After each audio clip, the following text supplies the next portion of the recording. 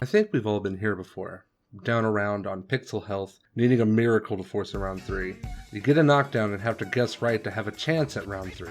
In these crucial moments, and many others just like it, your leads can be your guide, helping you make decisions that can lead to winning the round and probably the set. There are 4 types of leads in Street Fighter 6 we'll be talking about today, and a 5th one we'll talk about at a later date. Knowing these is only the first step, but understanding how to utilize them to your advantage is the most crucial part. What kind of leads you have will dictate how you should approach in the next moments of the round, and the next one too. Welcome back to the dojo, everyone. I'm YoDude, and today we're going to discuss 4 types of leads you can have over your opponent in Street Fighter 6. Do you want to get the 3rd wave of DLC when it comes out next year? Do you want to test your skills against the best and most hungry members of our community in a weekly league? Join the Dojo Club Discord server today to join the Backyard SF League 2025. Sign up ends on January 5th, 10 p.m. CST. The league will then begin the week after, January 11th. For full rules and regulations, join the Dojo Club Discord server and click on the link to sign up for the Backyard League 2025. This may be the least impactful, as having more meter than your opponent is only important in very specific matchups and situations.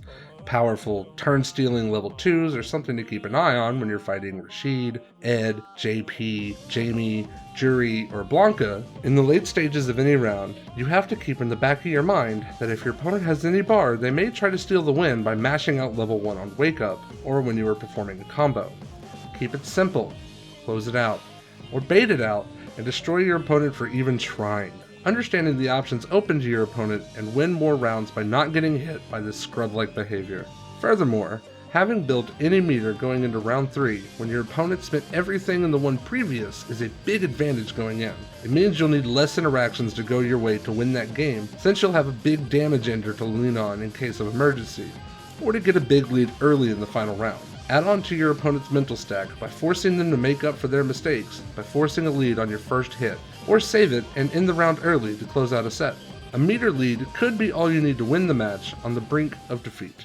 Having a lead in drive gauge is a signal that it's time to apply pressure onto your opponent. Having your opponent on the back foot and afraid to burn out can cause them to open themselves up to big damage if you have bar to burn. Burning your opponent out is a big win in 90% of cases, just as long as it doesn't lead to you burning yourself out too. Having a drive lead means you should be more aggressive and neutral. Watch for many players to walk back when their drive gauge is low to give the time to come back.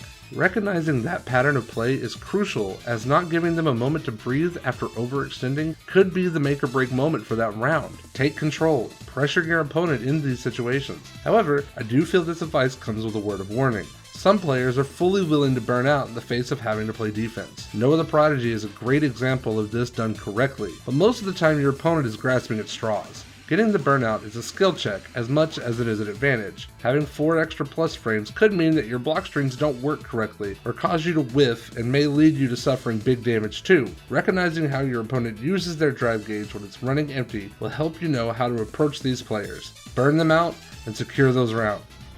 Having a life lead in Street Fighter 6 is a crossroad. Some would tell you that it's time to press the gas even harder and swarm your opponent to further stress them out. Win the round quickly, and if you get caught, at least you won't be behind. On the other hand, a more balanced response would say to lay off the gas and begin to play more defensively. With a life lead, it's up to your opponent to get in, take control back. Sit back, relax, and wait for your opponent to hang themselves in their desperation.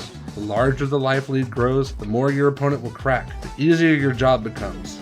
Learn to win by doing nothing. Just block and watch as your opponent does things to give out free damage like a costly jump in or a blocked super like candy.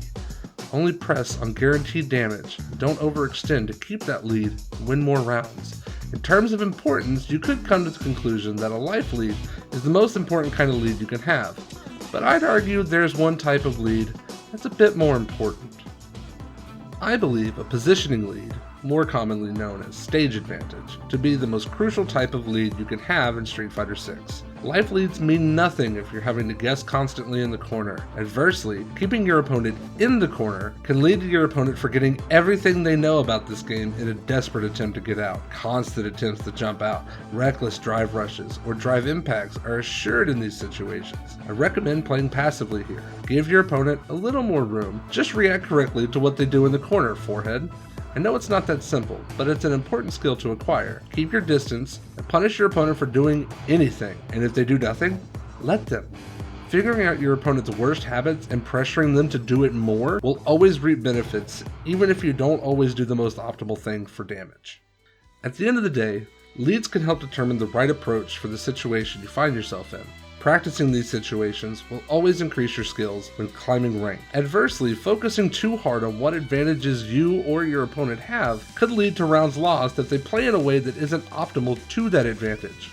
So use with caution.